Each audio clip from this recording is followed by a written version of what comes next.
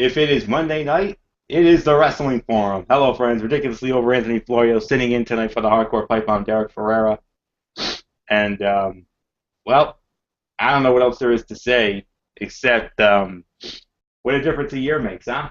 I mean, before we start the show tonight, I'm going to take a little page out of the book of Pardon the Interruption, PTI, with a little segment that they do. It's called Happy Anniversary.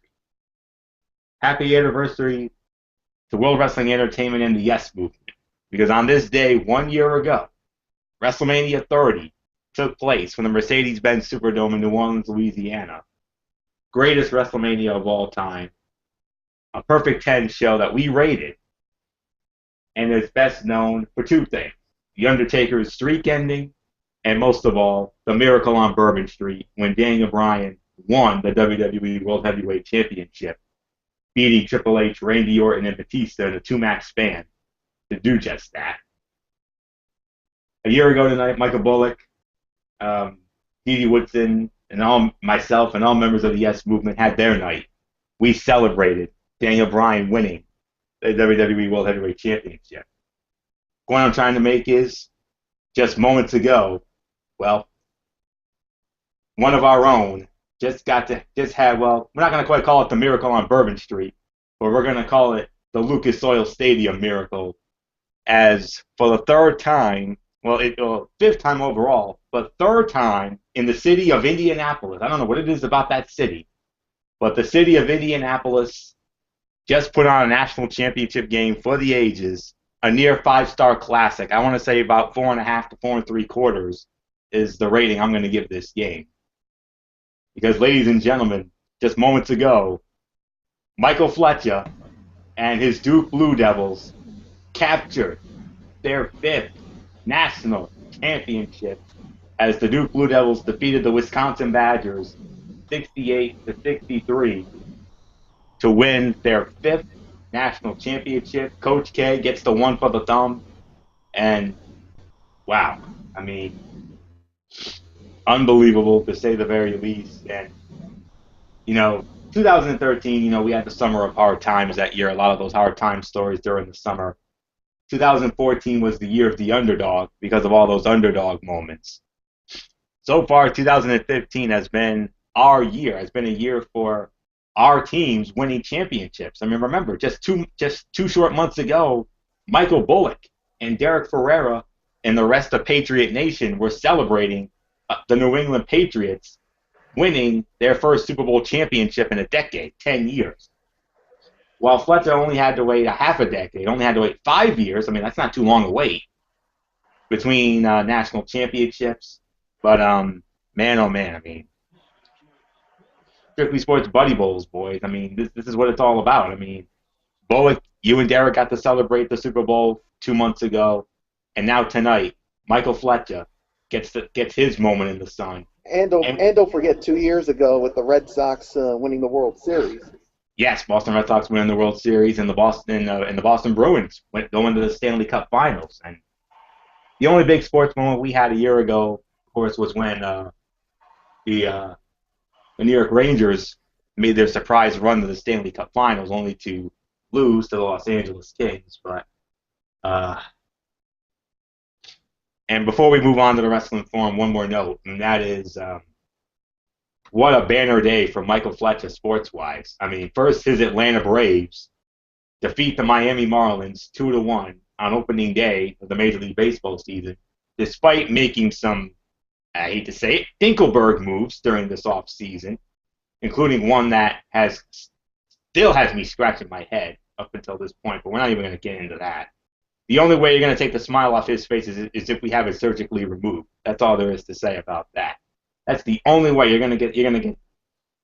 He's not doing Cheshire. I mean, he's got Cheshire Cat's Randy Orton Viper smile on his face right now, and you can't blame him because of what's going on here. And he's celebrating a Duke National Championship, and then on top of that, his hockey team, which is also my team as well, the New York Rangers, picked up a 4-3 overtime win against the Columbus Blue Jackets.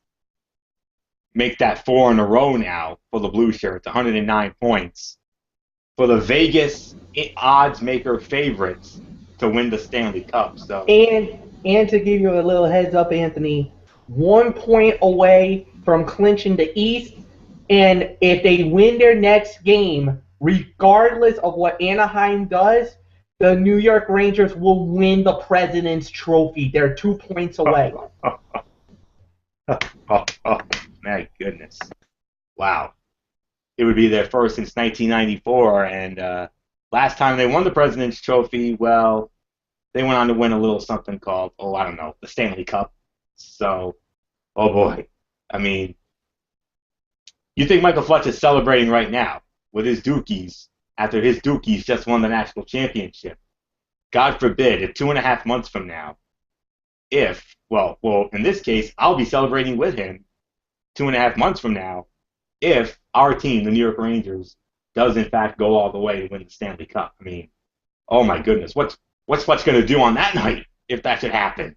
Regardless of if it's on the road or in Madison Square Garden, even though we want to see it in the Garden. But oh my goodness! But what a night, though. I mean, I'm sure we'll get into all of this Friday night on Strictly Sports. I mean, Derek Ferrera has not released the docket, so unfortunately, I cannot tell you what will be on the show. The only thing I do know for sure, NHL Power Rankings, that I know for sure, and who knows, maybe we'll recap this championship game. I don't know. We'll have to wait and see on that. Derek says he'll release it tomorrow, but enough stalling here. I mean, I know Fletch wants to obviously celebrate. Obviously, I mean, the only thing is one last thing before we move on, and that is, Fletch, I hope you don't have work commitments, man, because if you don't, then well, you're gonna be I'm sure you're gonna be celebrating deep into the night. I'm sure.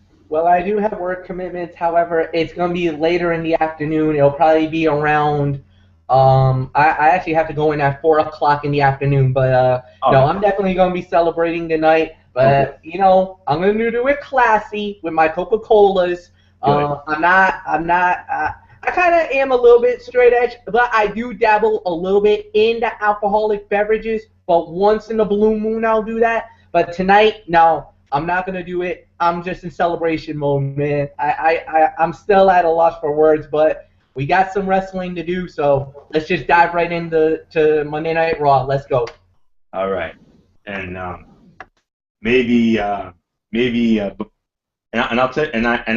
since this show is under my rulage here tonight, Hitman's rules, Tony's rules, which means anything goes.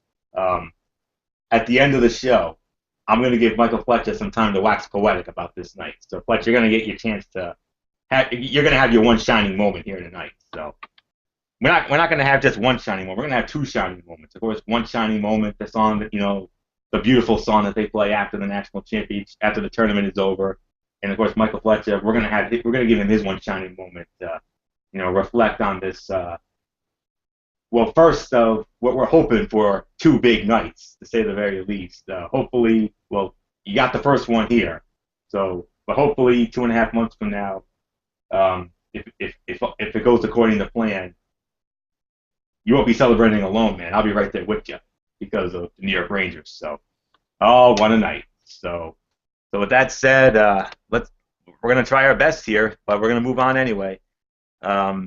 Here we go. Monday Night Raw was live tonight. Well, from another college campus, the University of Texas in Austin, Hook'em Horns.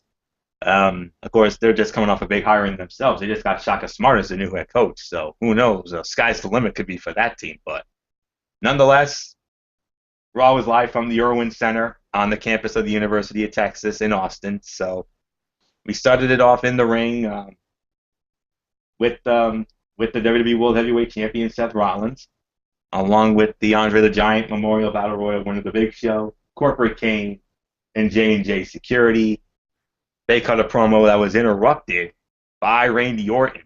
And, well, we finally got that gloating promo from Seth Rollins. And, Seth Rollins, obviously, we were hoping to finally get that, gloating promo from Mr. Rollins after his epic moment 8 nights ago at WrestleMania 31, when he became the first man to ever cash in the Money in the Bank at WrestleMania and do it successfully and capture the belt, which he did.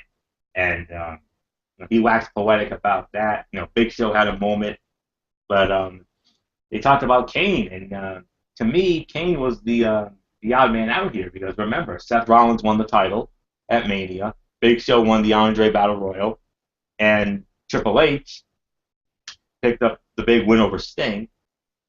So, which made it an authority night in San Fran last Sunday night, and then top of that, the Kane just finally lost it. Kane went off and he played the matchmaker and he announced that there would be a triple threat match, that it would be Randy Orton versus Roman Reigns versus Ryback, and the winner of that triple threat match will be the number one contender and face Seth Rollins for the WWE World Heavyweight Championship at Extreme Rules on April 26th in Chicago.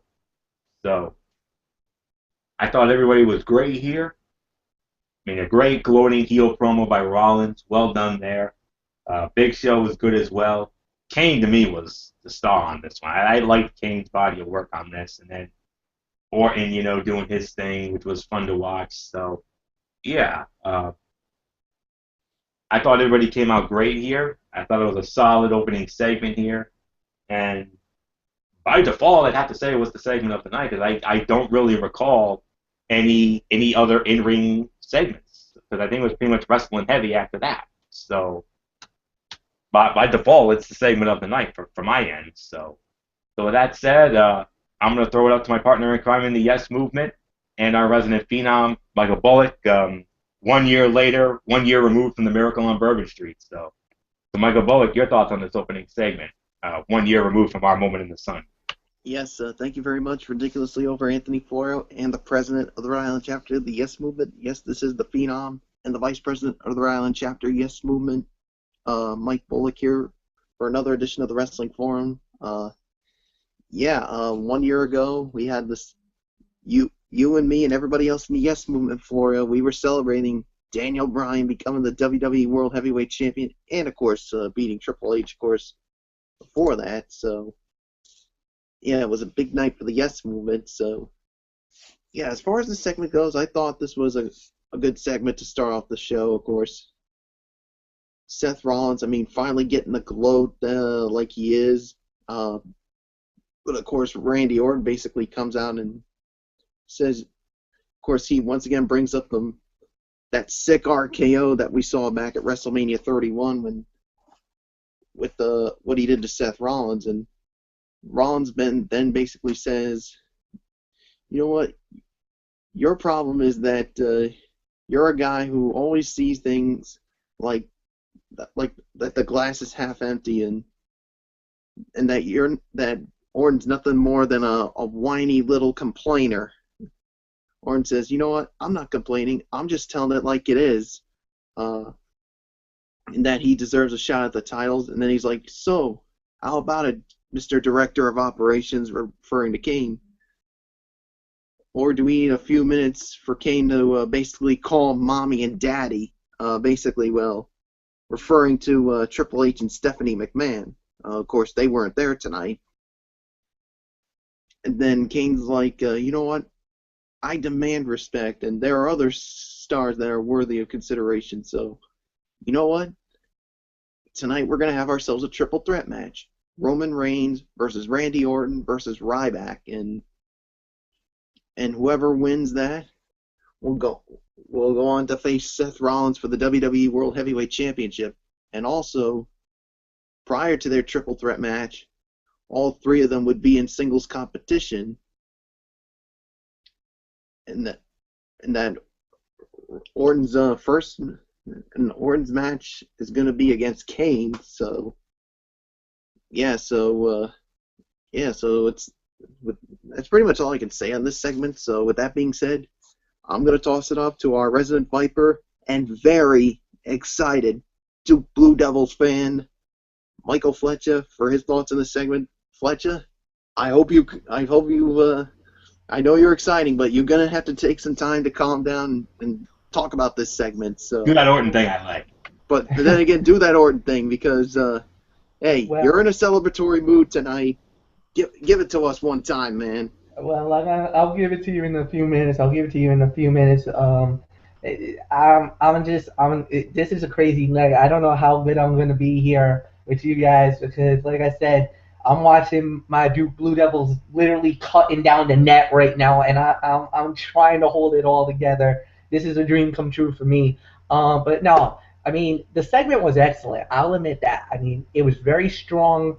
Kane was definitely the MVP of the segment. I loved what he was doing, especially in that segment, because he was really because Seth Rollins was really, well, he was trying to find something good, something to peg on. And what was the thing that they were doing? They were nailing him about, you didn't get the job done at WrestleMania. You know, I won the WWE World Heavyweight Championship at WrestleMania. The Big Show won the Andre the Giant Memorial Battle Royale. Triple H won over Sting at WrestleMania. And you, Kane, well, you were just there. So I mean, that was kind of really disrespectful in a way, and you know, that's why they were trying to really bash in the whole 9 yards, and you just don't get that type of moment, or you just don't get that type of thing, and get away with that. So at the end of the day, I thought the segment was excellent. I thought they did a great job. I thought they handled it great.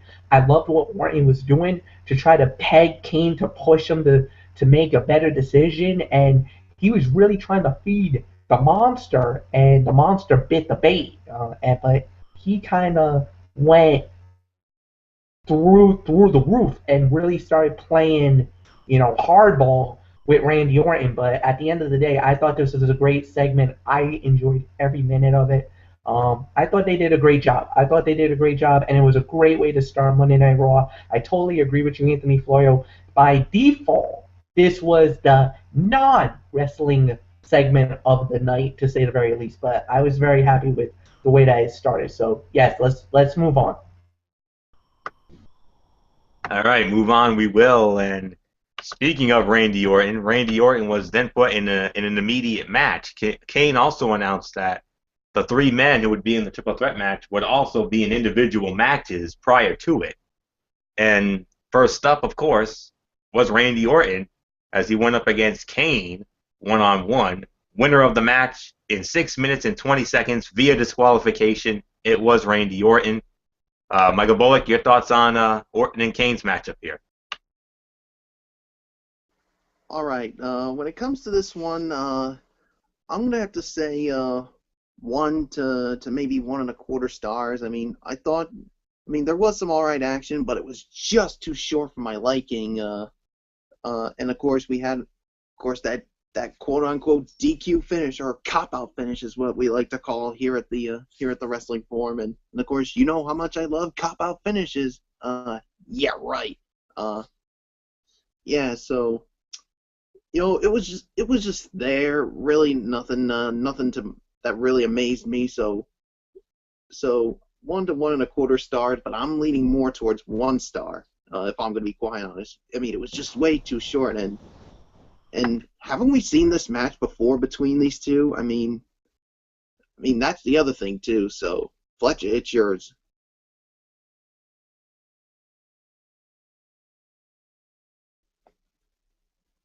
Fletch.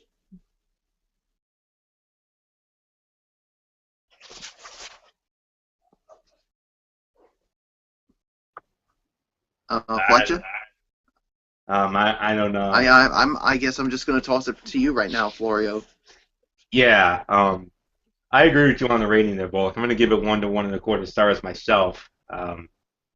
Match really wasn't, all that exciting. I mean, you think of the past matches that Orton and Kane have had, especially back in 2012. I mean, WrestleMania 28, they had that solid 3-star match, which was the sleeper fight of the night at WrestleMania 28, as we all remember. And then, of course, that 4 to 4.25 star Extreme Rules match they had, that Falls Count Anywhere match they had at the Extreme Rules just a few weeks after that.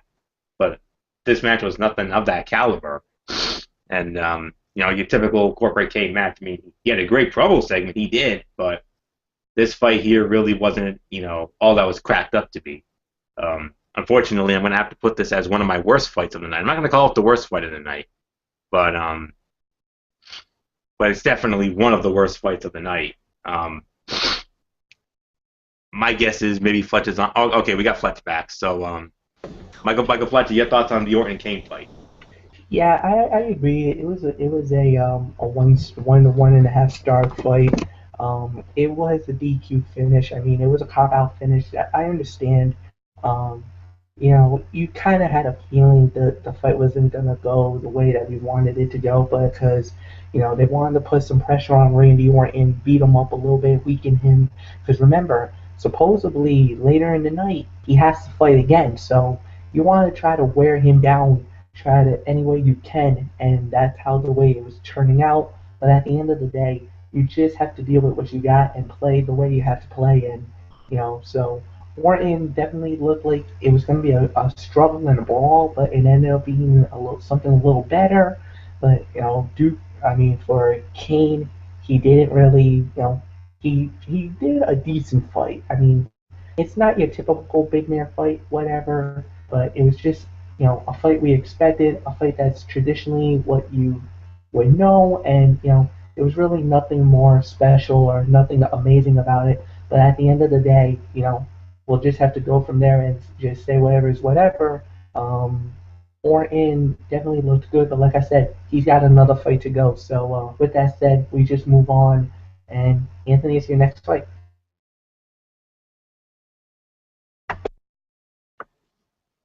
All right. Yeah, I wanted to get Fletcher's thoughts on that. I agree, 1-1 in the quarter, like I said. Okay fight, nothing really special. DQ finish. A la Authority shenanigans. What else is new? So, yeah. Not gonna waste any time on that. And then we had some backstage stuff and everything else. Well, and then of course they also briefly brought up AJ Lee's retirement. I mean, we'll bring that up. We're going to bring that up on a future show. I mean, because, we took a little time, talking about, waiting for the national championship game to be over, and we wanted to, get that in, and I'm glad we did. So, yes. So with that said, I'm just going to throw it up to the next match because, I mean, this next match, I mean, well, Michael Fletcher and I, we called this our mark out moment fight. Because this match here, going into this Monday Night Raw tonight, I don't think any of us had this match coming. We had WWE World Heavyweight Champion Seth Rollins one-on-one with the man that gravity forgot, Neville. That's right, folks. I said it. Seth Rollins, not Randy Orton. I got Randy Orton in my mind all of a sudden. Seth Rollins versus Neville, non-title matchup. Winner of the match in 11 minutes and 40 seconds, the WWE World Heavyweight Champion Seth Rollins. Michael Fletcher, luck of the draw, smile. I mean, your Dookies win the title, and now the luck of the draw smiles on you. You get to lead up on this match. What's your thoughts? Oh my God, to me, this was the fight of the night. I mean, this was at least 3.5 stars, no doubt about it. This was a tremendous fight.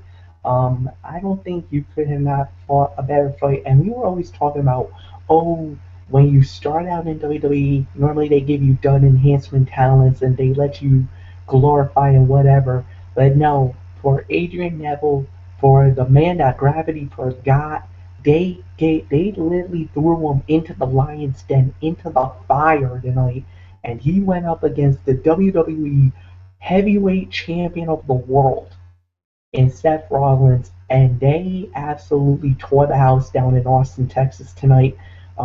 There's really nothing for me to say about this one. This was just the wrestling psychology of this fight. It was beautifully done. It was great. For all you NXT marks, this is what you wanted it to see. For me, as a diehard wrestling fan, this was a great, great, great match. And to me, a pleasant surprise, to say the very least. And I really understood why they were doing. I think WWE really wanted the fans to get excited, especially early, because they knew that the national title game was coming up, and it was coming and coming and coming. It was getting closer to that hour. And at the end of the day, you want to build your show good enough so that the people will not jump to see the national championship game. So they were really throwing some good action right at us at the very beginning, and this fight absolutely tore the house down for me. Definitely the fight of the night in my eyes. 3.5 stars. Anthony, go. Yeah, I could not agree with you more, Michael Fletcher. I mean, we saw this, man. We talked about this fight on the phone. We talked about this, and this was a mark out waiting to happen, and I told you I was going to bring some. I was going to make a point about this fight, you know me, I'm going to deliver, and I know like you've done for the last 21 years, you're going to back me up. You always do.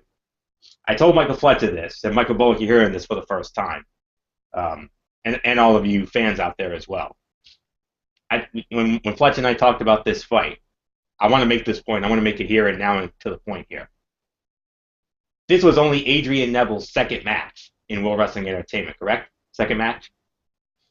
Last week, he squashed some Hammernager Dinkelberg off the street. Last week. 1 week later, he is in the ring. Not with a Hammernager jabroni off the street. No. He was in there with the WWE World Heavyweight Champion, Seth Rollins.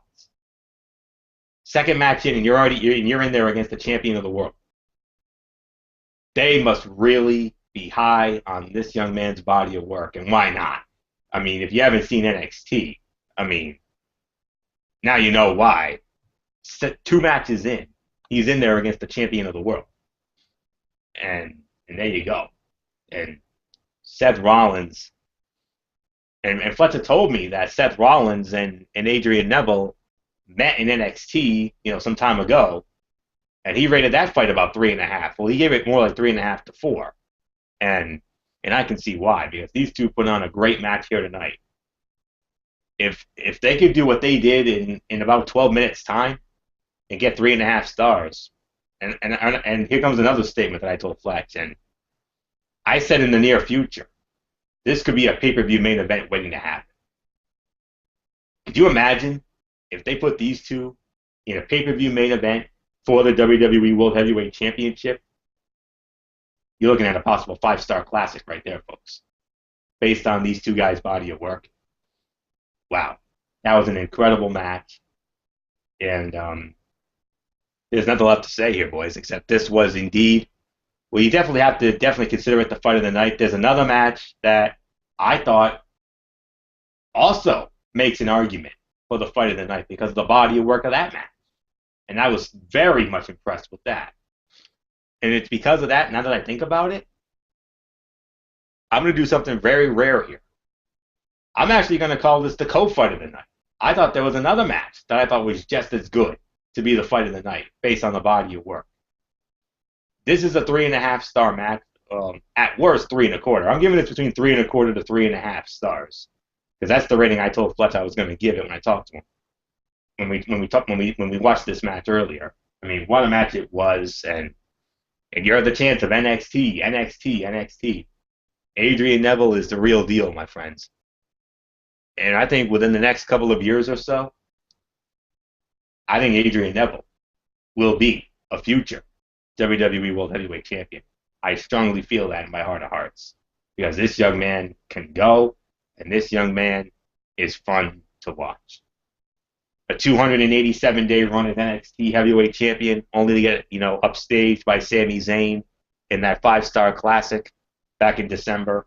So, yeah, I'm expecting bigger and better things to come for Neville. He is an amazing competitor. 3.25 to 3.5 stars, a rare co-fight of the night from me. So with that said, Michael Bullock, Seth Rollins against Neville, a mark-out moment indeed. Your thoughts on this great, great matchup? Man, oh man. I mean, you talk about a match that is definitely worth watching, and it certainly was. Fight of the night, 3.5 stars. This was unreal, and this is only Neville's second match on the main roster, and he's in there with the WWE World Heavyweight Champion, and you saw in the beginning Seth was. I mean, it seemed like Seth Rollins was taking the man lightly with the way he was when he cut that little promo before the match, but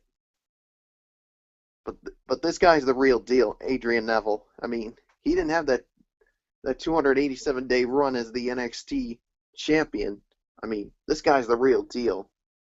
And boy, he gave Seth Rollins a run for his money, and he could have pulled it out, but unfortunately we had a little authority shenanigans, of course, with the interference of J&J Security, because just when it looked like Neville was going to go for that Red Arrow finishing maneuver, J&J Security had to interfere and took that one moment, and then Seth Rollins hits the curb stomp, gets the win here, and then just for good measure, Seth Rollins hits another one as a way of saying, this is my WWE World Heavyweight title and you're never going to get it. Well, in the immoral words of Bad News Barrett, Seth Rollins, I'm afraid I've got some bad news. In the near future, Adrian Neville will be a WWE World Heavyweight Champion just based on his body of work. So, 3.5 stars, fight of the night, and well done by Neville in just his second match on the main roster. And I certainly have high hopes for this young man. So, with that being said, Florio, let's move on. And we are going to move on to a well, let me just say it like this. If you thought that match was good, folks, wait till you see what we have in store for you next. The John Cena United States Heavyweight Championship Open Challenge returns once again. Last week, we all know the Lunatic Fringe, Dean Ambrose, jumped at the challenge. This time around, it was Stardust. Stardust, Cody Rhodes. He's the one who jumped up to the challenge. So it was Stardust challenging John Cena for the United States Heavyweight Championship. Winner of the match in 13 minutes and 10 seconds, and still United States Heavyweight Champion, the one and only John Cena. I'm going to lead off on this one. Lucky to draw smiles on me for a change, which is great. This is my other co-fight of the night right here. I am giving this also 3.5 stars, although I can make an argument for it to be a 4-star match, to be honest with you, because the body of work of this match was really good. I mean, I know a lot of people were thinking when Stardust came out, oh, great, Stardust, this goofy-ass character. Cena's going to bury him in like 2 seconds or like 5 minutes. No. Cena made Stardust look great tonight. He really did. And, you know, the pace of this match, the body of work of the match, I mean, some great moves in this one. And there was a slew of near falls throughout the match. And that's why I love this match very much so. And that is why I am calling this fight, along with the Seth Rollins and Neville match, the co-fights of the night, because I really can't put one over the other. Even though there's a little part of me that actually wants to give this fight the fight of the night, because I thought this match had just a little more excitement and Shakespearean drama than the Seth Rollins and Neville fight did. So, that's really all I can say about it. I mean, for the longest time, the United States Heavyweight Championship was a joke. I mean, but the last two recipients of it. First, it was Rusev. I mean, Rusev did a great job when he held the title. He had a nice long run with it, and now with this John Cena Open Challenge for the United States Heavyweight Championship, ladies and gentlemen, there's nothing left for me to say except this, my friends. The United States Heavyweight Championship is legitimate again. The United States Heavyweight Championship is relevant, and the United States Heavyweight Championship, my friends, is actually a big deal again. And I am thankful for John Cena and I'm also thankful for WWE putting the title on John Cena. And we said it. Anybody could bring credibility, prestige, and relevancy back to that championship. John Cena was the guy to do it. And so far he has delivered. I love the Open Challenge concept. 2 weeks, 2 great matches. Even though the Ambrose match was just a smidge better, if I'm being honest with you. That was a 4 to 4.25 star fight, according to us last week. But this match was just as good. And I have to say, for the first time in a long time, well done, Cody Rhodes. Cody Rhodes looked like a star tonight. And he really was a star tonight, no doubt about that. He may not have won the belt, but damn it to hell, man, he gave Cena a fight. You thought Ambrose gave Cena a fight last week? No, Stardust gave him a bigger fight this week. Well done, man. And one last thing before I throw it up to Bullock here. Stardust, well, this match to me was a lot like the national championship game tonight. John Cena, the big, powerful, like Duke, the almighty, powerful, unbeatable champion. And Stardust like the Wisconsin, the gutsy, underdog, He was definitely a major underdog, but that underdog had a lot of bite tonight. So well done, Stardust, Cody Rhodes. And it definitely helps when you have your beautiful baby girl wife sitting ringside next to Lillian Garcia. So that definitely helps out. So don't think I didn't notice that, because my attention to detail is one of my greatest features on me. So yeah, I noticed Mrs. Rhodes out there. So I know Brandy's probably proud of her, man, saying, hey, you gave John Cena one hell of a fight, baby. Well done. I love you now more than ever. Well done. So 3.5 stars to this, teetering on 4. Co-fight of the night. Great match. And, well, I applaud World Wrestling Entertainment for coming up with this John Cena United States Challenge concept. I hope this is an every week thing. And if it is, going forward, that championship's credible and prestigious once again. And it's about damn time. Michael Bullock, your thoughts on this really, really amazing United States heavyweight title match as part of the John Cena Open Challenge? Yeah, definitely. I mean, this was a 3.5-star fight. I'll say I do agree. Co-fight of the night. I mean, it's tough to put one match over the other, and when John Cena once again did the Open Challenge, and I heard Stardust's music, I'm like, oh my goodness! I was like, this was not going to be a good match. Cena's going to bury him. He's going to bury Stardust, but no. I mean, that did not happen. Stardust or Cody Rhodes, whatever you want to call him, I mean, he made him look good. I mean, John Cena made him look good even in defeat. So, yeah, this is all I can say is well done, Cody Rhodes, or Stardust, whatever you want to be called. And, yeah, I mean, there were times it looked like maybe he was going to do it, but John Cena once again retains the title. And I like what he's doing with this Open Challenge, because it's definitely bringing some prestige back to that United States Heavyweight Championship, because the last few years it's been pretty much meh when it comes to that United States Heavyweight Championship. And of course, don't forget, of course, we all know it's going to be Cena against Rusev for the U.S. title at Extreme Rules. So yeah, so I really got nothing else to say except 3.5 stars, and definitely co-fight of the night. So, Fletcher, your thoughts on this match? Yeah, I mean, I can understand where you guys are coming from about co-fight of the night, because this was another thrilling match. But I could probably say 3.25 to 3.5 stars is my rating. It's not like a definitive 3.5. But I would say this was an amazing fight, no doubt about it. What John Cena did here tonight was what he's been doing lately is what we've been talking about, bringing relevance back to the United States Heavyweight Championship, bringing it to the level that it used to be, the prestige and the honor that it was back in the day of the WCW days. And I think they have done that and then some.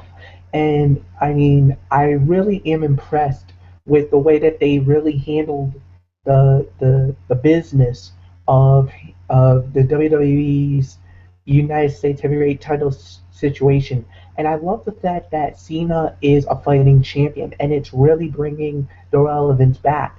And I think this is a trend that if they do continue this, seeing it every Monday night on Monday Night Raw, where the U.S. title will be defended week after week after week, it's gonna, and as long as the matches are getting better and better and better, you're gonna start seeing more legitimate and more people praising the fights. And I gotta admit, there has been a few people, not that many, but because there are a lot of Cena haters, but one person in particular has gone on record, one person that I actually was reading through the Facebook tonight and said that he believes that John Cena's has had the best two fights in recent weeks, and it actually was the fight against Dean Ambrose last week and another impressive performance tonight on Monday Night Raw. So for me, I think they've done a great job. I think the way that they're booking it and handling the job now, I think they're just getting better and better. And I think the more that we see the competition and the whole 9 yards, I think it's going to be, well, I hope it gets better and better. But from what I've been seeing, from what I've been watching, I've been very impressed with the way that they've been handling the United States Heavyweight Championship situation. And I think John Cena has been a great uh, representation of the United States Heavyweight title. Anthony, it's yours.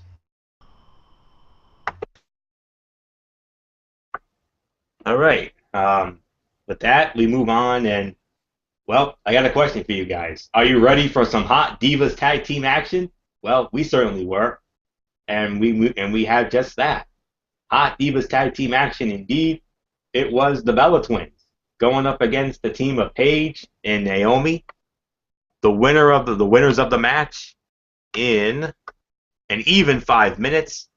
It was Paige and Naomi, as Naomi got the fall on Nikki Bella.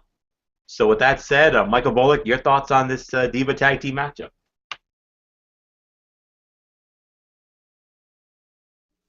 You know what? I thought it was fine for what it was, but it was a little too short for my liking. So I'm going to say probably about another somewhere between 1 to 1.5 stars. But once again, Naomi gets the win over Nikki Bella.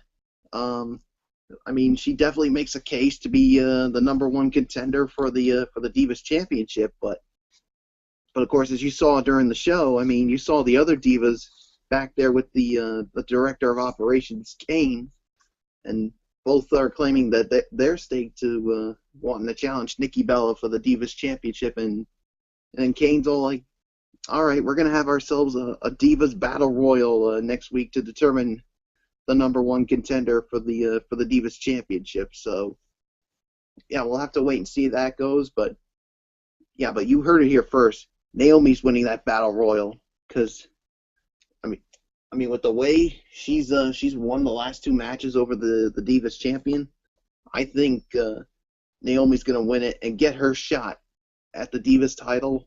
And if that's the case, I think that match would happen at Extreme Rules. So, well, we'll have to wait and see on that. So 1 to maybe 1.5 stars. I thought it was fine for what it was. So, Fletcher, it's yours. Yeah, about 1 to 1.5 stars, no doubt about it. I thought the match was very good. Well, I won't say really good, but it was alright for what it was worth. Naomi definitely now becomes one of the front runners and probably one of the new face divas, especially after AJ Lee abruptly retires. And I actually talked to Anthony Florio about that in full detail about why I think she retired. And it might have something to do with the photo that I found out during the WrestleMania. I think it was either WrestleMania weekend or post WrestleMania weekend. I saw that photo too, Fletch. So, I mean, it kind of, well, then you know where I'm going with that. Or you know where it might incline or detail. But again, AJ Lee, nothing confirmed from her. So we can't say anything about it, even though it kind of gave quite the innuendo about it. And especially if you look at her performance at WrestleMania, she was very limited in action. But again, for what it's worth. So at the end of the day, I think it was it was decent enough. Now you see that Paige and Naomi now become the new faces of the Divas division. Of course, the Bellas are going to be the main heels, but now everybody wants their shot. And I don't blame Kane for caving under the pressure and now letting all the divas get an opportunity with the Diva Battle Royale 1 week from now, and the winner will be legitimately the true number one contender, and from there we'll get an opportunity at Nikki Bella for the WWE Divas title at Extreme Rules, which will be in Chicago. So we'll wait and see what happens there. But I could say 1 star is my rating for it. So Anthony, I'll give it to you. Yeah, 1 to 1.5 stars is the rating for this fight. I mean, don't get us wrong. I mean, the Diva matches have been getting so much better over the last month or so. I mean, really, they really have. And yeah, this one fell apart down the stretch. I mean, it was fine for what it was. There was some solid action here. I'm gonna unfortunately have to put this as one of the worst fights of the night, to be honest with you. Not the worst, but it was one of the worst fights of the night, to be honest with you. I could make an argument, maybe second or third worst fight of the night. It's between that and the Orton Kane fight for second and third worst fight of the night, to be honest with you, because I thought there was one that was worse than that, and we're coming up on that in just a moment. But nonetheless, it was an okay fight, and Naomi gets to fall again. So I'm starting to get the feeling that Naomi's going to be the next in line for the Divas Championship. And, of course, we all know AJ Lee retiring last week. I think now would probably be a good time to get into that a little bit. As the minute this story broke, we said to ourselves, this should be a topic of discussion on the forum, and that's exactly what it's going to be. Fletch brought it up. So, of course, it is a shame, but, and now that, and we know the photo that Fletch is talking about with her and NXT standout diva Bayley. We saw the photo there, and it's clear as day. We know it's probably not official, but we're thinking who knows? Maybe this time around, maybe she actually is, expecting her first child with CM Punk. So it's very possible that could be, the main reason why she decided to hang it up as quickly as she did. And if that's the case, then that's the right thing to do. Obviously, now that you're possibly about to become a mother, obviously you definitely want to you definitely that comes first and foremost. Everybody knows that. That's way more important than a career in professional wrestling or any other career or what have you. So, and you would and I know a lot of people probably up in arms saying, "Oh, this hurts the Diva division. This hurts the Diva division." No, the Diva division is going to be fine. I mean, especially if you keep. I mean, that's what NXT is for.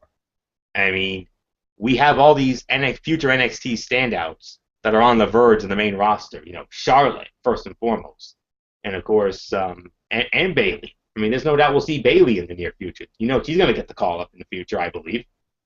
And of course, the reigning NXT Divas champion down there, Sasha Banks.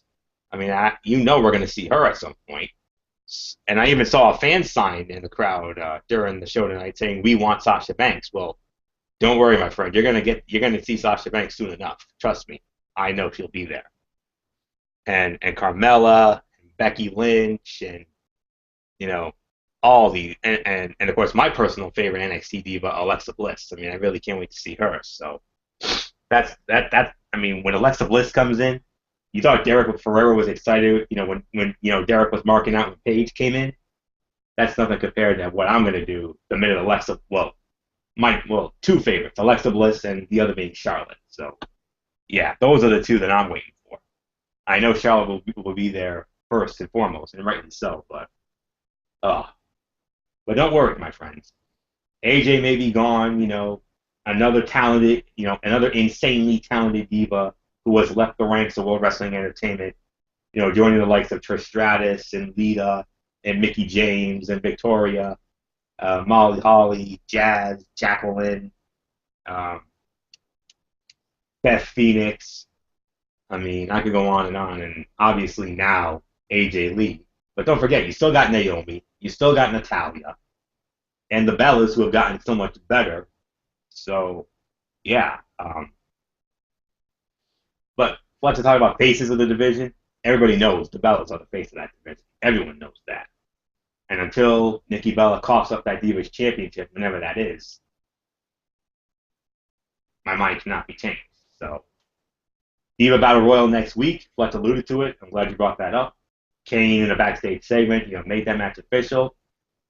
And it's going to be in the UK. Next week is the UK show, boys. And you know how fun those shows can be.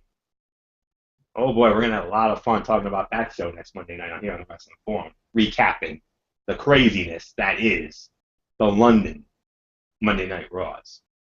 There's two of them. One at this time of the year in April, around the time of Extreme Rules, and of course the other around November, around the time of the Survivor Series. So, we'll get into that, later. But Diva, you already at first. When it comes to that Battle Royal, I got Naomi winning that thing. I think Naomi's going to be the next in line. And if that's the case, we got a damn good Divas title match coming up at Extreme Rules in Chicago without question. So, future is bright for the Divas. Don't worry, folks. So, with that said, it's a 1 to 1.5 for tonight. But, we still got a long ways to go. So, let's hang in there. So, with that said, let's just move on to our next matchup here. It was Ryback time. Be me more. Be me more. And Fletch, I know you're doing this as well after what happened tonight. Be me more. Come on. Be me more. Come on. Be me more. Be me more. Done. Finish it. You got it, baby. And he finished it all right. Going up against Luke Harper, winner of the match in 2 minutes and 45 seconds. It was the big guy. It was Ryback. Be me more. Unfortunately, the luck of the draw does not smile upon Michael Fletcher, but I know at this point he doesn't care. So, all right, Fletcher, your thoughts on this one? Definitely one of the worst fights of the night. Too short for my liking, and it kind of, Luke Harper and Ryback, I really don't. If you really think about it, at the end of the day, you don't expect much. It's a typical big man fight, so there's really not much to really be hyping about with this fight. At the end of the day, we saw what we saw, we got what we got, but like I said, a short fight for Ryback because, again, he's fighting later in the evening, so they don't want him to they don't want him to waste too much energy. So, short fight, short and straight to the simple. So, man, I could call this a dud. I could call this NA either way. But, at this point, it is what it is. It was there. You saw it. But at that point, I kind of really didn't give two you-know-whats. I was kind of knee-deep into the NCAA game. So, with that said, I'm just going to pass it right off to you, Florio. Yeah, it is another one of the worst fights of the night, if not the worst fight of the night. I'm going to call this an absolute. This was a dud for me. This was, a sleepy kind of match. To be honest with you, I kind of blanked during this fight. To be honest with you, really wasn't all that good. One of your typical big man matches, slow, boring, plodding, and 2 minutes and 45 seconds. Yeah, that's going to get fans excited. Yeah, it's going to get them sitting on their hands. I'm afraid. So. Nice win for Ryback, yes. Definitely want to, make him look strong going into the main event. But, this fight here really wasn't all that was cracked up to be. So, it could have been an okay fight, but unfortunately, it was a snoozer of a fight, to be honest with you. So I'm going to call this a dud and call this, maybe the worst fight of the night, if I'm being honest. So with that said, Michael Bullock, your thoughts on the Ryback and Harper fight? All right. Well, what did you give it, Florio? I called it a dud, man. Yeah, I'm right there with you. I'm calling this a dud. Really didn't give two craps about this fight. Yeah. So I'm not really gonna. Like you said. Obviously they didn't want to make the match too long because Ryback's gonna be fighting again later on in the night in that triple threat match. So yeah, really don't give two you-know-whats about it. So. I'm just going to say dud, and let's just move on.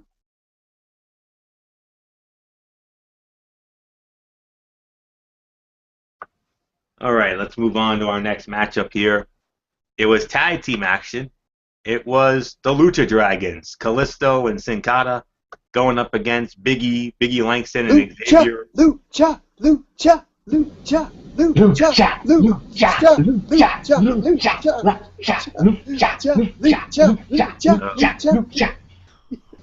Oh boy. I mean, Boy, Fletch, you really got me hooked onto it now.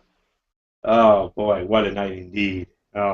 First Duke wins the national championship, and now that. Oh boy, this is definitely gonna rank as one of my highlights without question. Um, but anyways, yes, Lucha indeed. The Lucha Dragons, Kalisto and Sin Cara went up against Biggie Langston and Xavier Woods of the New Day. Winners of the match in 3 minutes and 5 seconds. It was the Lucha Dragons getting the victory. Theme of the night here. I'm going to give this between 1 to 1.5 stars for the effort. And that's mainly because of the Lucha Dragons' body of work. I mean, I'll tell you something. I mean, this tag team from NXT, former NXT tag team champions. I know they were maybe the most popular tag team down there, mainly because of that Lucha chant and everything else. And I know the fans, I know the IWC loves it. I know you two guys love it. I know Derek would have been in on it if you guys. Oh, if Derek had been here, I'd be in major trouble. It'd be a 3-on-1 for God's sakes. I mean, even though I think it's a little on the corny side, but it is kind of cool at the same time. So I'm 50-50 on it. There's a part of me that thinks it's corny, and another part of me that thinks it's kind of cool and kind of catchy. What? I'm just being honest, man. I'm just telling it like it is. Hey, give him a chance, Florio. All right, yeah. Well, I thought it was cool last week, honestly, because it was the first time. But I'm just relaying what our good friend Jason Powell of ProWrestling.net says. I mean, he thinks it's a little bit on the silly side, and there's a small part of me that kind of agrees with it. But here's the thing, though. They're fun to watch, and Sin Cara is actually fun to watch. I can't believe I'm saying that. For the longest time, I mean, he was so average and mediocre, but they finally found a guy that makes him fun to watch in Kalisto. And quite frankly, I think Kalisto is the better worker, if I'm being honest with you. And he definitely was he definitely had another great performance, but it was Sin Cara who got the fall on Xavier Woods. So to me, this was a 1 to 1.5 star fight, to be honest with you, because of the short time. But I thought it was fine for what it was, to be honest with you. And Lucha Dragons, here you go. Just like I think Adrian Neville is going to be a future WWE World Heavyweight Champion down the road, I think the Lucha Dragons in the near future will be the WWE Tag Team Champions. I really do. I think they're definitely capable of holding those belts. And yeah, I wasn't gonna bring that up yet, but now that Fletcher put it in our text chat box, I mean, after a national championship game for the ages, you thought that was great. Can you think of a better way to cap off a night like this than possibly a no-hitter on opening day of the baseball season? Sonny Gray of the Oakland Athletics has a no-hitter going right now. Damn it, Florio, you're not supposed to say it out loud. Now this kid's probably going to lose the no-no. Well, you idiot! You don't talk about the no-no. You don't talk about it until it actually happens. Yeah, if he loses it, I'm blaming it on you, Florio. It's on your head, Florio. You're about to get some hate mail from A's fans if this kid loses it. Hey, I'm part of the team. Bring it on, man. That's all there is to say. But I'm just I'm saying it's a possibility once again. So open mouth, insert foot. I do apologize for that. I know that's a cardinal sin I just created in the world of sports broadcasting, but I know it's an unwritten rule in the world of sports broadcasting to not be a jinx, and I know I just annihilated that rule and then some. So if I lose my card for one night, hey, I'll take it. So it's okay. But of course, if that moment does happen, I'm sure we'll get into it on Strictly Sports Friday night. So we'll have more on that Friday night. I'll just say it like that. We'll have more on that Friday night, obviously. But for right now, back to this. Lucha Dragons eventually are going to be tag champs. I really feel it. So 1 to 1.5 is my rating for this, only because of the short time. A little more time, it would have been higher, no doubt. So Michael Bullitt, Lucha Dragons against the New Day. What did you think?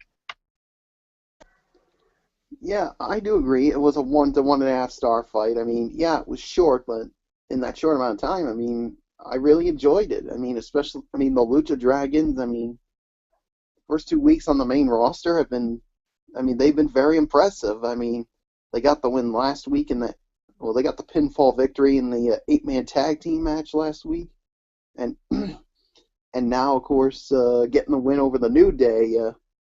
Even though last week it was Kalisto who got the win, got the pinfall victory, but this time Sin Cara gets the win. And boy, yes, the past few years with Sin Cara, we've been all over him for his botches and stuff, but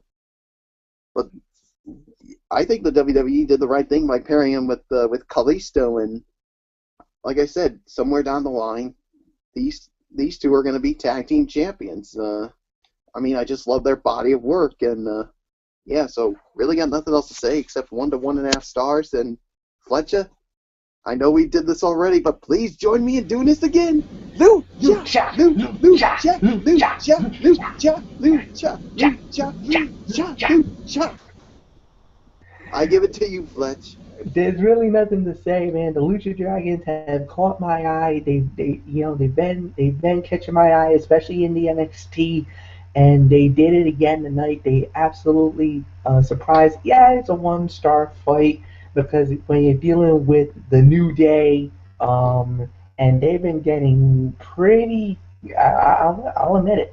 They've been getting killed pretty badly, especially from a bigger standpoint in the whole 9 yards. It's been pretty good. It's been, they just got to get better. Maybe they might be on the verge of a heel turn. We never know. And the tag team division really needs a good big wake up call, and it looks like they are. So at the end of the day, I think it's been pretty good. Not good, not great, but we'll wait and see what happens.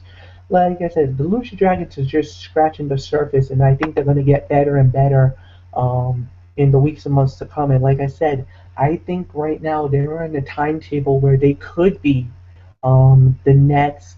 They could get a shot as early as SummerSlam is what I'm predicting, that they'll get a shot at the WWE Tag Team Championship. But they're definitely on the right path, no doubt about it. I like what I see from them, and we just got to go from there. So 1-star.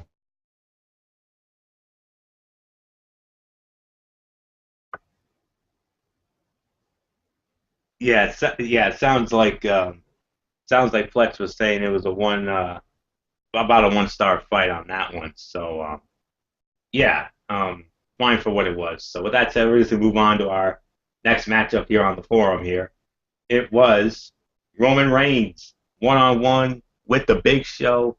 Winner of the match in 11 minutes and 5 seconds. It was the master of the Superman Punch himself, Roman Reigns.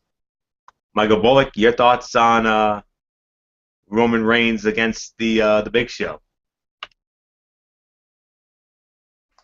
Actually, Fletch, can you take this one? I'm not quite set with my rating yet.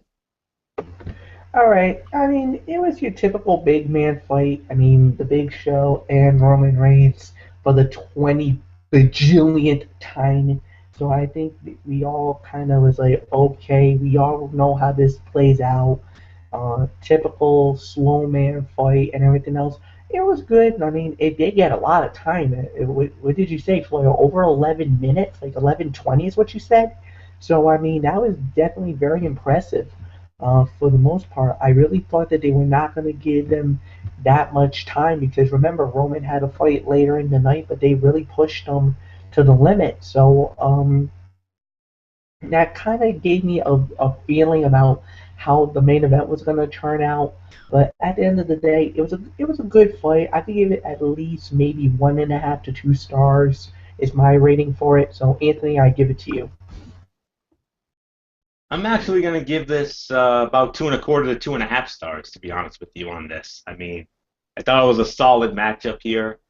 There were some good near falls in this one, and yeah, the outcome was never in doubt. We knew Reigns was going to win the fight, and that's exactly what happened here. And they obviously wanted to make him look strong going into the main event. The crowd was into the comeback, and Show did a nice job with the big man offensive spots. While it was nowhere near the caliber of Reigns, epic WrestleMania main event against Brock Lesnar, that near 5-star classic that fight turned out to be. Yeah. it was kind of like that. So dominated for most of the fight, and then Reigns, with the comeback, live crowd was into it, and like I said, Show looked good in some spots. So because of that, I'm going to give this between 2.25 to 2.5 stars for my ratings. So yeah, so solid matchup to say the very least. I could probably call it the sleeper fight of the night, honestly. So with that said, let's move on to Oh, hold on, Florio. I gotta get my rating. Since yeah, so yeah, so my rating for the match, I'm gonna give it. I'm gonna meet you. I'm gonna meet you guys halfway and say 2 stars for the rating. Yeah, I mean, like you said, I mean, it was your typical big man fight, but I thought it was fine with the near falls. So yeah, I mean, even though some people were getting tired of it because it was like, I don't know, the the 20 billionth time that we seen Roman Reigns and the Big Show go at it. I know some people aren't big fans of it, but you know what? It is what it is. So 2 stars is my rating. So now let's move on, Florio. yes, and move on. We will. Actually, we had I stand corrected. We actually had another in-ring segment. It was Sheamus. Sheamus came out and you know um, cut a brief little promo there, and was interrupted by the world's strongest man, Mark Henry, and which led into a match between Sheamus and Mark Henry. And the winner of the match in 2 minutes and 35 seconds, it was the Celtic Warrior Sheamus. So, Fletch, your thoughts on this whole thing as a whole? Well, like I said, when it comes to the Celtic Warrior, when it comes to Sheamus, I love his new heel gimmick. I love his new attitude. The theme song fits him perfectly to the T. I think it was definitely a very good promo segment. But it was very cookie cutter. It was dry. It was expected. It was everything that you think about a bad guy heel promo. He did it. It was sounded good. No problem there. As far as the fight goes with Mark Henry, another big man fight. Slow, methodical. It had its moments where it looked good. Sheamus looked good in the victory. He gets the heat for the night and everything else. I could say again, the theme of the night for all of us here in the wrestling forum, 1 to 1.5 stars is my rating for the fight. Anthony, it's yours. And I'm about to be cursed because the no-no's gone. No-no's gone. Leadoff hit in the 8th inning. Yep. Blame it on me, folks. I'm sorry. Oh my gosh, Florio. I knew that Oh was man. Knew it was going to happen. You're getting the Ren and Stimpy treatment. You idiot. Dude, you are going to get You're gonna get pile crucified by the driven with Oakland this A's one, fans. man. No, I don't know. Well, it's not going to be the A's fans, but when Derek Ferrera finds out about this, ooh. Bring it. I'm not afraid. Bring it. I'm not afraid. Oh, he's gonna bring it all right. Oh, Ferrera's going to pipe bomb your ass for this one. I hope so. It's guaranteed there's going to be a pipe bomb coming somewhere. I freaking hope so, man. Oh The man, harder I the can't better. believe that. Bring it Oh, on. Bring it on. Fletcher, where is that that thing that you posted on Facebook earlier with the towel over your face? I almost feel like I want to do that right now after Do you want me to pull it now? Yeah, pull it right now. I feel like we need that after. I'll get it. I don't care. Hold on. I don't Hold care. on. I'll get it. Just give me a few minutes. Gotta go into my archives. I'll get it. Yeah, whatever happens. You know what?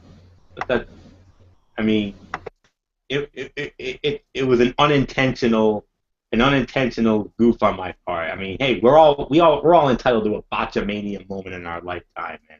Well, the thing is that I was trying to do it privately. I didn't want it to be blurred out for the whole world to know. Yes, I did it on a text chat, but that's just for us to know.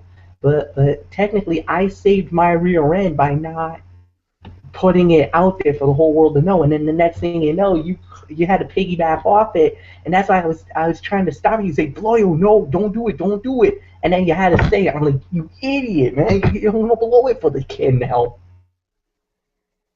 Well, Well, but if it makes me feel any better, I mean, Twitter was also all over it too. Come on. So Yeah, social well, media. the thing is that when social media does it, it's one thing. When we do it, it's a little more important because we're out to how many people, how many hundreds, thousands of fans do we get each week to do the wrestling form in Strictly Sports? I mean, our the popularity of these shows are starting to get higher and higher and higher week in and week out, and for you to just do that major gaffe, man, you know. If I offended anybody, I know I offended the entire world. And if I did, I am No, so no, no, no. deeply You didn't. sorry. You didn't. You didn't offend the world. I don't think the world would be that angry. But I know there's a few Oakland A fans when they find out about this, they're gonna be a wee bit angry. But I think it'll probably be like a small minority. So I mean, you don't got to deal with it. You'll be fine. Trust me. If this was a Red Sox or a Yankee thing, then you might get crucified. But because it's the A's, I think you'll be all right. You'll live. Yeah, yeah, that's what it's all about. And I do apologize for that. I mean, I never meant for anything like that to happen. I really did not. So, all right. Enough of the apologizing. Let's just that's not what we do here. We're here to have fun, and that's what we're gonna do here. I mean, it's been a great night anyway. So, yeah, let's get into this. Segment as a whole. Fletch makes a great point about Sheamus and everything else. As the new heel character.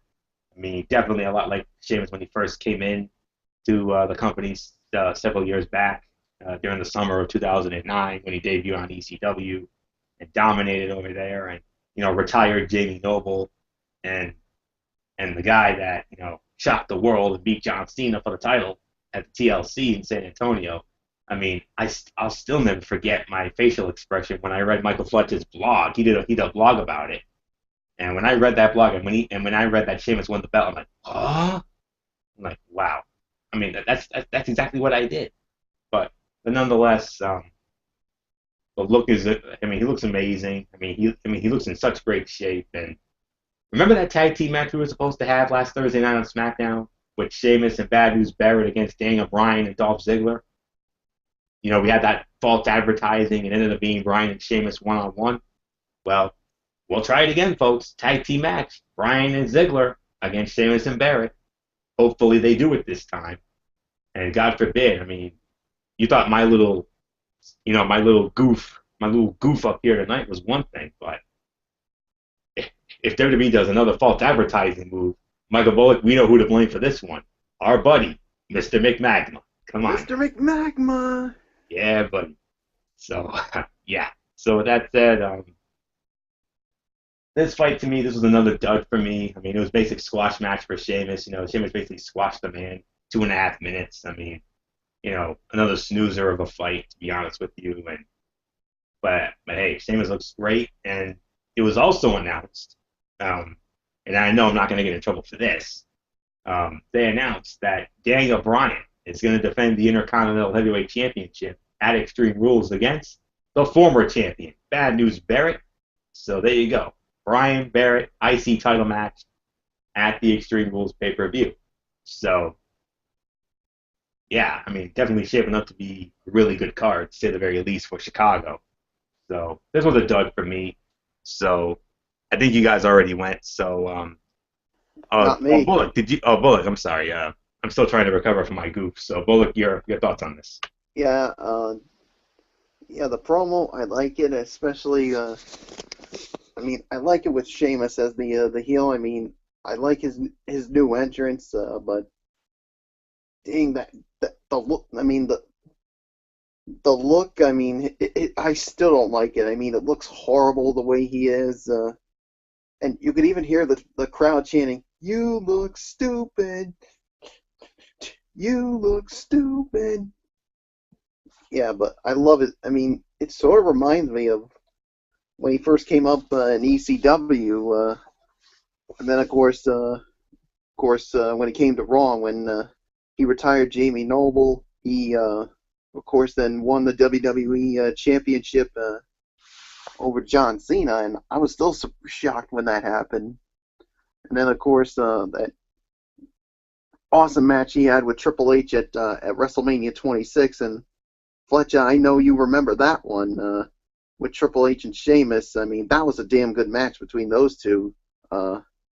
Yeah, so this match here against Mark Henry, yeah, I agree with Florio. This was a dud, and really didn't like this at all. But I really love this heel character of Sheamus, and yeah, I'm hoping this time on SmackDown this Thursday we get that tag team match with Daniel Bryan and Dolph Ziggler against Sheamus and Bad News Barrett. And yeah, we already know it's going to be Daniel Bryan against Bad News Barrett for the Intercontinental Championship at Extreme Rules. And I also get this feeling that we're probably going to have Sheamus against Dolph Ziggler at Extreme Rules as well. So yeah, match was a dud. So let's move on. All right, let's move on to our, then they also had a Bray Wyatt, backstage, a little pre-taped vignette. We don't know who. They think it's a possibility that he could be going up against Roman Reigns maybe at Extreme Rules. You never know. We'll have to wait and see. I mean, that'd be an interesting matchup if that's the case. So with that said, let's move on to our next matchup here.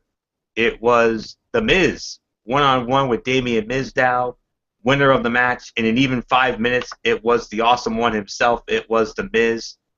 I'm trying to think. Who led off on that last one?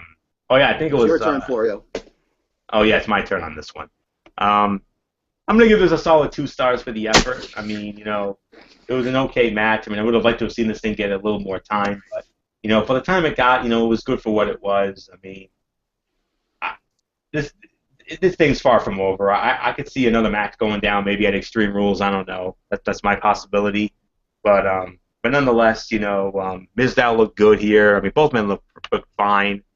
Mizdow, dominated The Miz and then dumped him out at about halfway through the match, and then, Miz ran back in and then, went to work on Mizdow, and then Mizdow got the electric chair, and then Mizdow with the reality check, and then he went for the skull crushing finale, but Miz, got out of it, and, Mizdow tried to throw in some haymakers, and then all of a sudden, Miz with a roll, and Miz wins it with the best way, folks, the best way possible, folks, the roll up out of nowhere.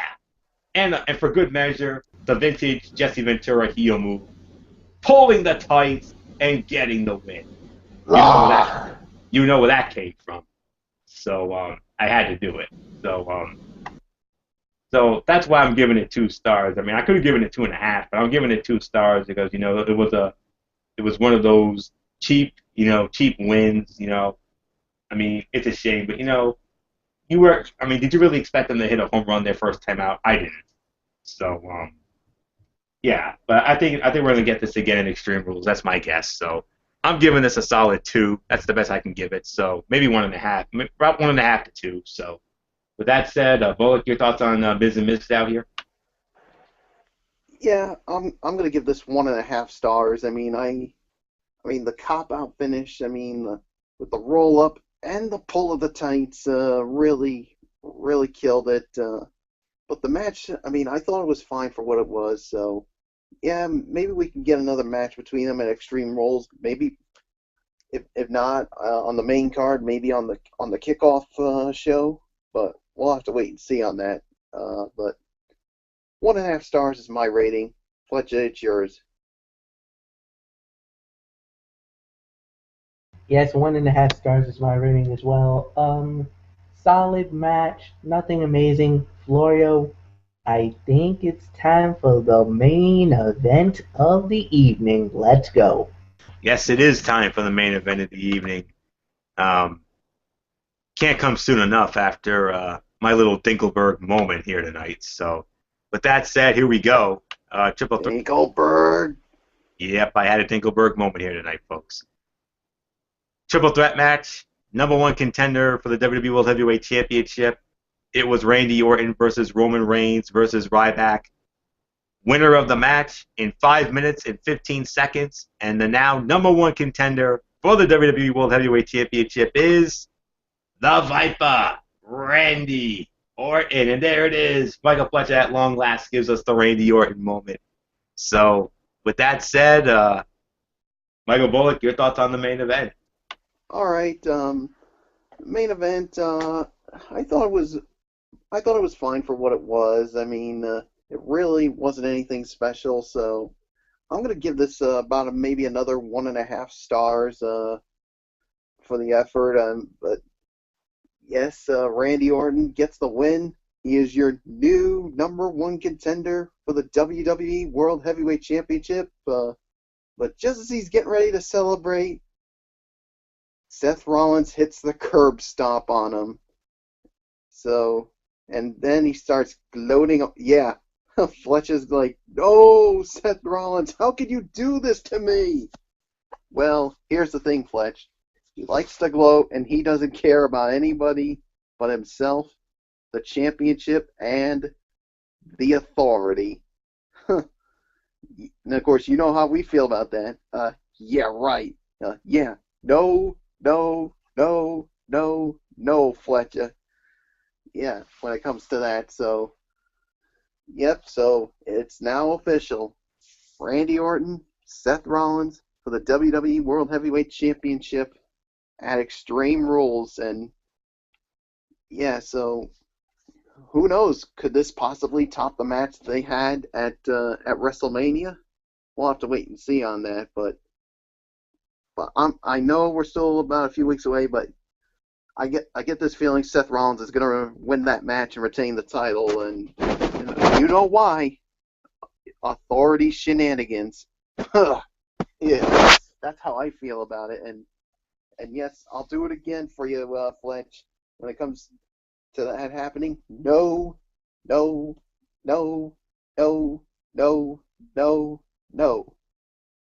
with that being said, let's toss it up to our resident Viper. I mean, man, Fletch, I mean, couldn't get any better for you. I mean, you had the Atlanta Braves winning. You had the New York Rangers winning tonight. You had the Dukies winning the national championship, and you top it off with your boy Randy Orton, now the number one contender for the WWE World Heavyweight Championship. Can't get any better for you. Oh man, 1.5 stars is the rating, no doubt about it. It was a good fight, good match. But at the end of the day, yeah, there was a lot of interchangeable parts. The Authority decided they were going to try to manipulate and do whatever they could do for whoever was going to be the number one contender. This wasn't really a straight fight, a fair fight to say the very least. But at the end of the day, we saw what we saw. We saw what happened, and the next thing we know, everything just went haywire. With everything that went down in the fight, it was a good, solid fight. But at the end of the day, yes, we got the new number one contender, who is Randy Orton. I'm excited for it. However, at the end of the day, he did get jumped and got beaten up by the Authority. But more importantly, it wasn't just the Authority that roughed him up. It was, as a matter of fact, and you even said it, it was Seth Rollins, the WWE World Heavyweight Champion, laying them out, and that really kind of got under my skin a little bit. But like you said, I got a Cheshire Cat like grin. I'm happier than a clam tonight. Nothing's gonna, even though the Randy Orton thing kind of was a minor damper, you're not taking it away from me tonight. I'm too much in a good mood. I'm too fired up for that to go downhill. So at the end of the night, yeah, it is what it is. It happened. There's nothing more to say about it. 1.5 stars is my rating for the fight. Anthony, go.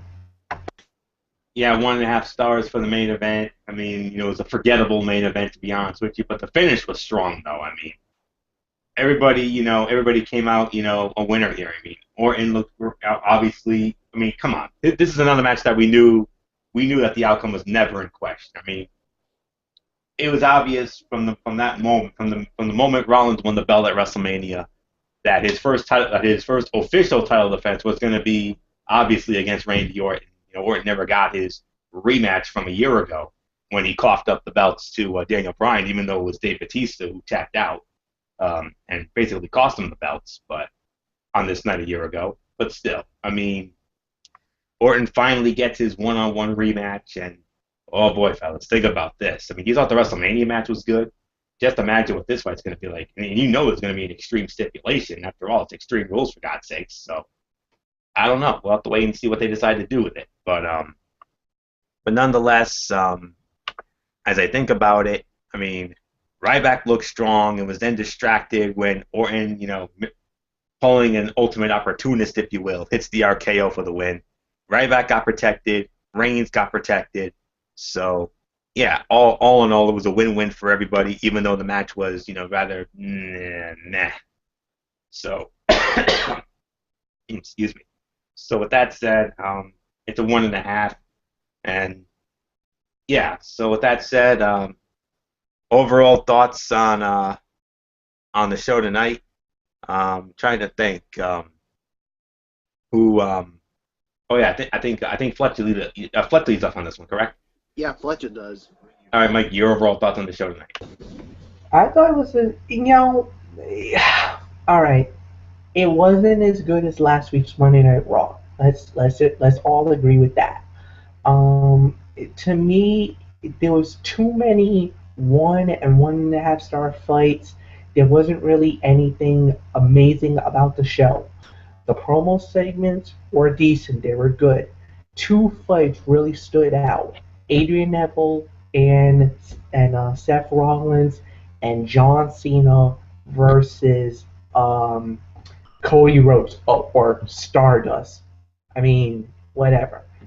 Those are the only 2 fights that were really stood out that made this show tremendous and great.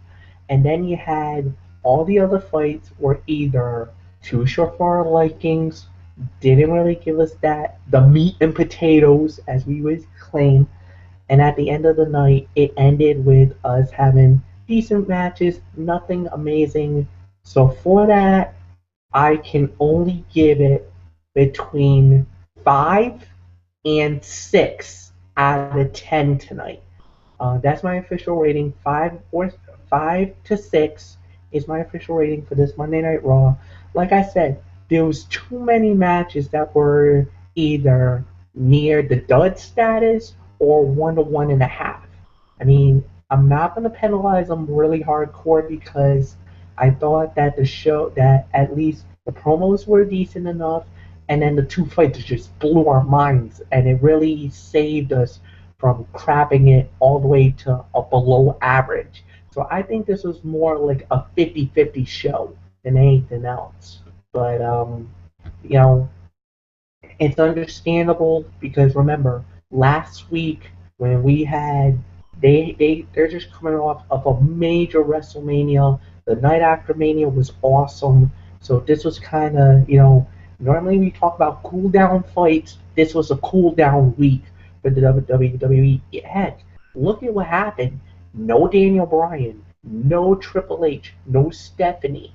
So they kind of really packed in the show. They pretty much basically gave up on the show. Heck, there was no Dean Ambrose on tonight's Monday Night Raw.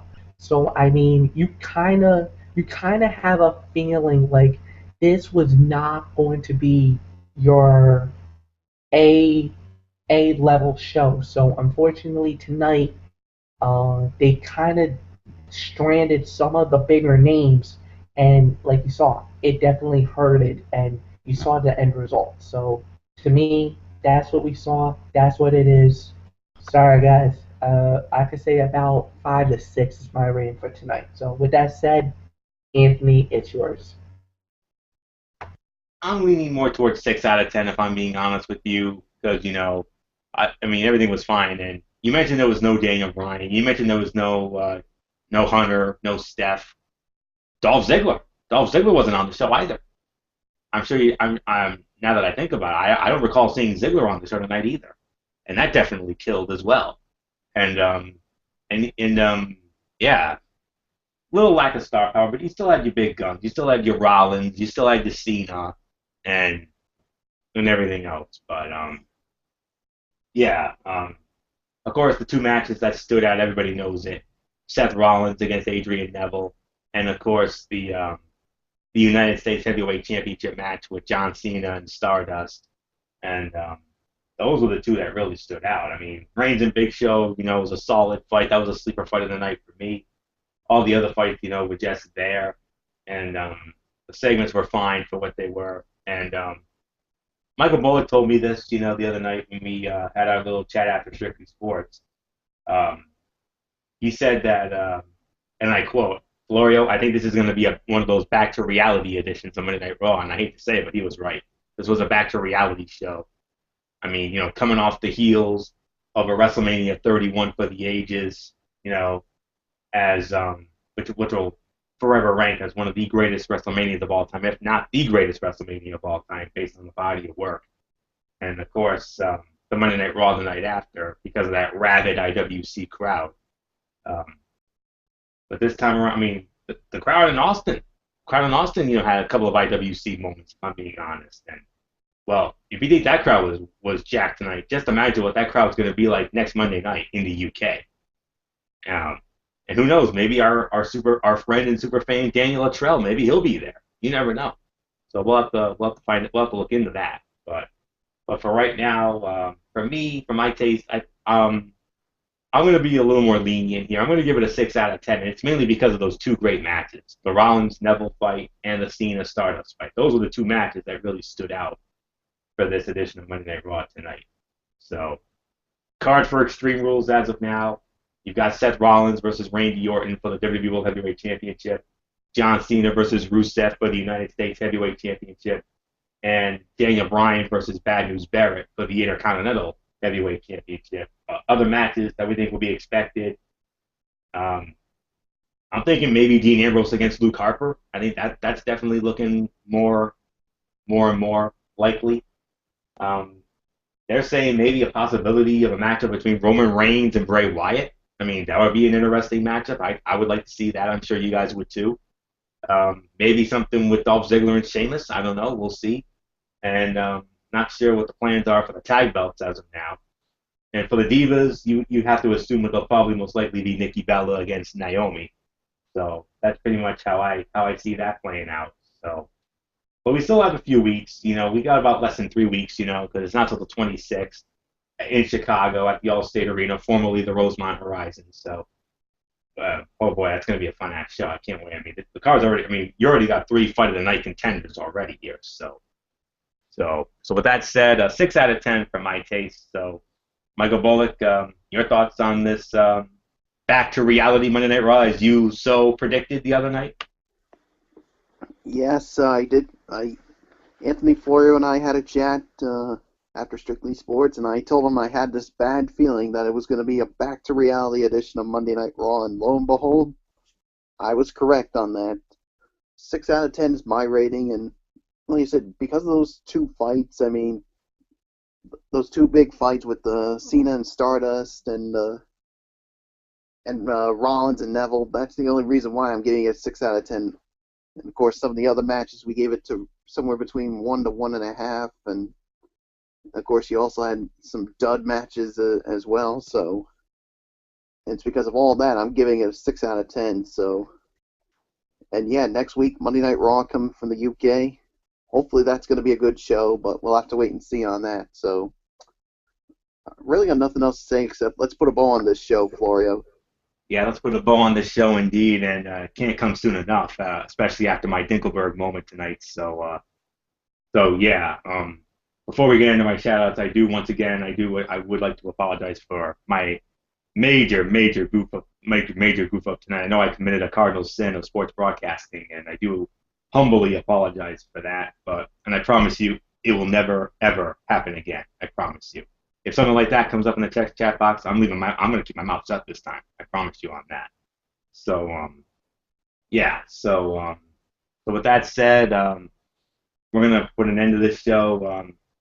Normally I like to end the show, but because of how big this night was, obviously from Michael Fletcher, I'm gonna have him end the show.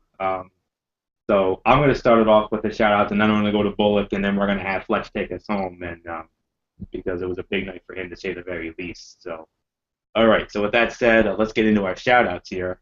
First off, special shout-out to all of our tremendous fans out there who continue to make the Wrestling Forum and Strictly Sports as it's ridiculously over as they are. We appreciate that as always. You are the best fans in the world, enough said.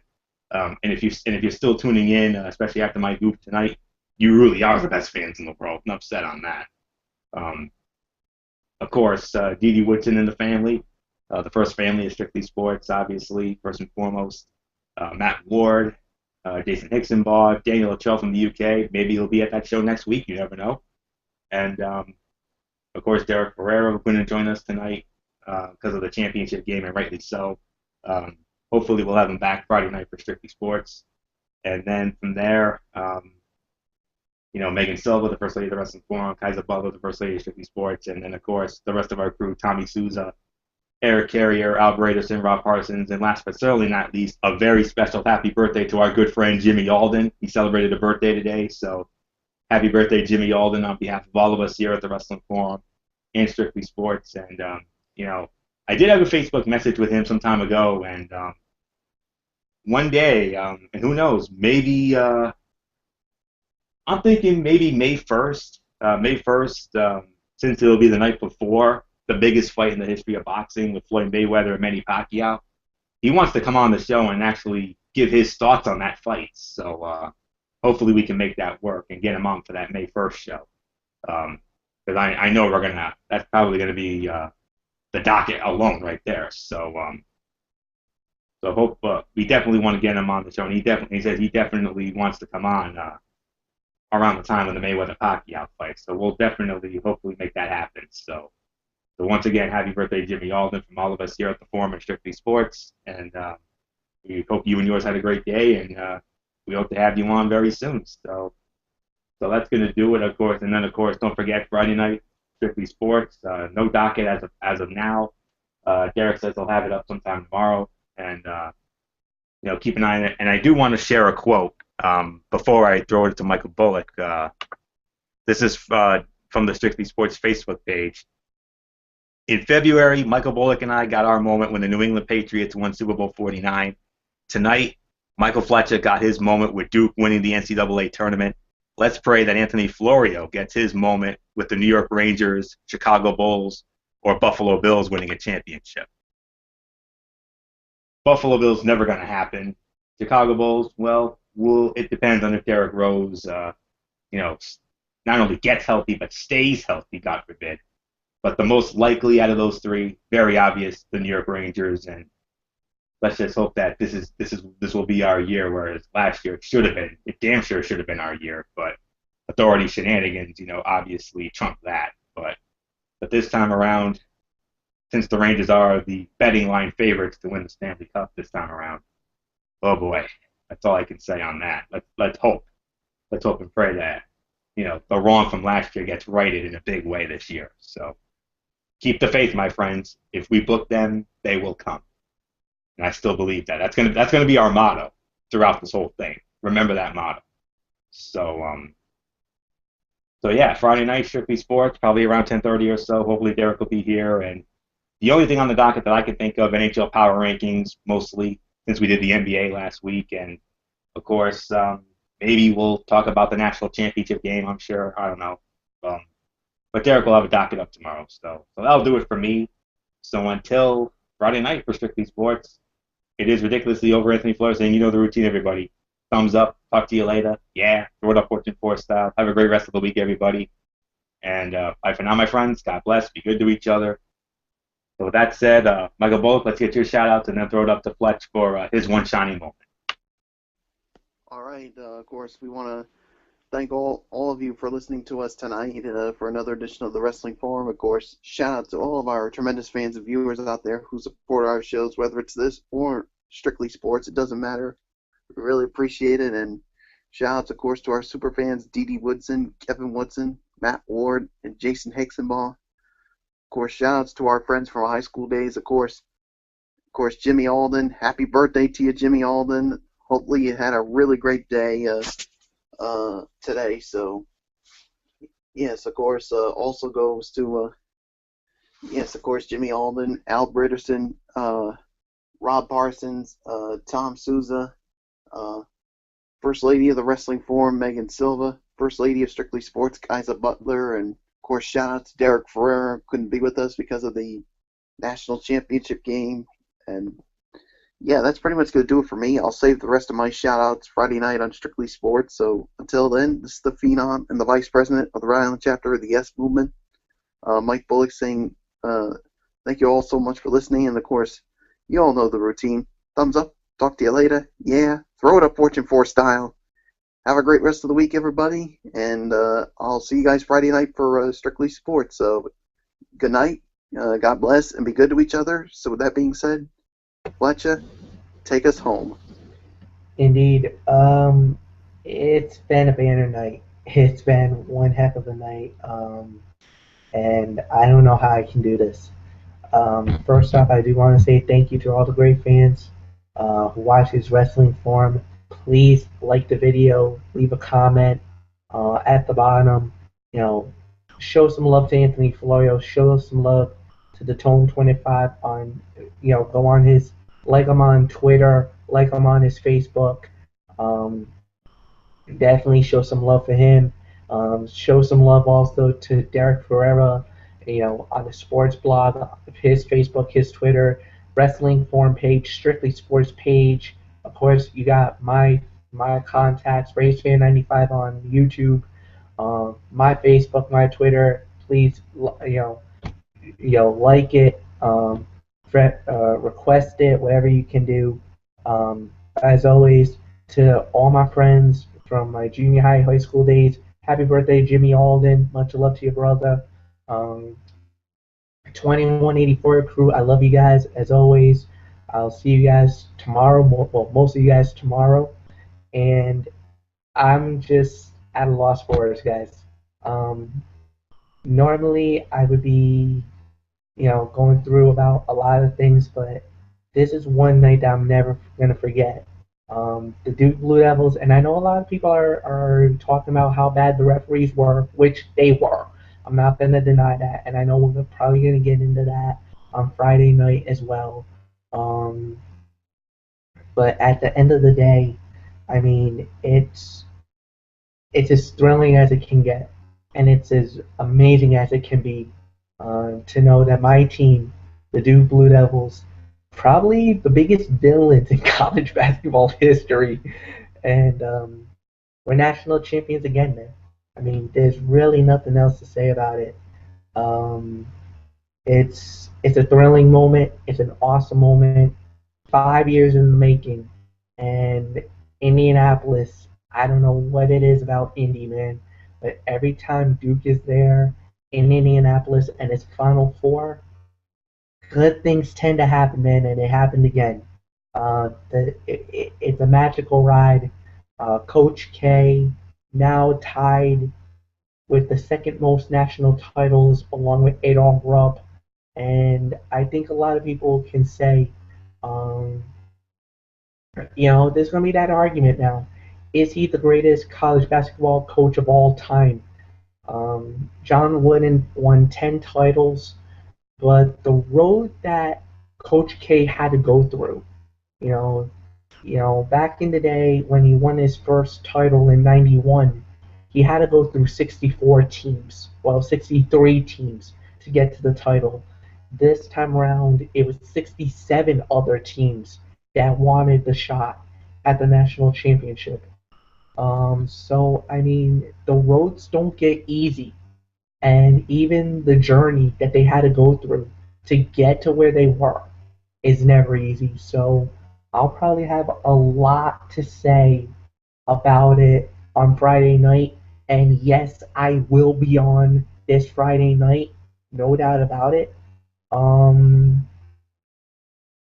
It is definitely a thrilling moment and an awesome moment, and there's really nothing else to say. So until then, for Friday night, for Strictly Sports, where we probably will be talking about the national championship game, we probably will have a lot of news in the NBA and NFL and some other sports.